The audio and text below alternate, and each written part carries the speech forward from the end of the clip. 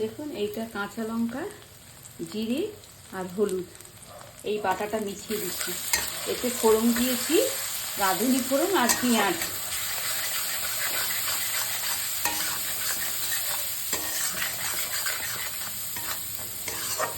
ভাজা হয়ে গেছে। এটা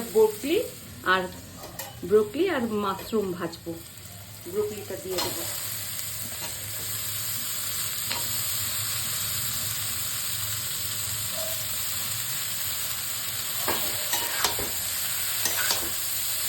জল দেবো না, ধিমি আছে ঢাকা দিয়ে দিয়ে করবো।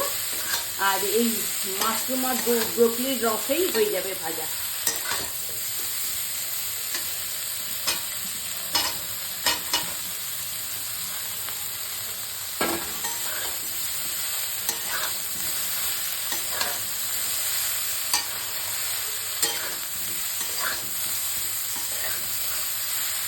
এই ব্রোকলির রসটাতেই এটা বয়েল হয়ে যাবে।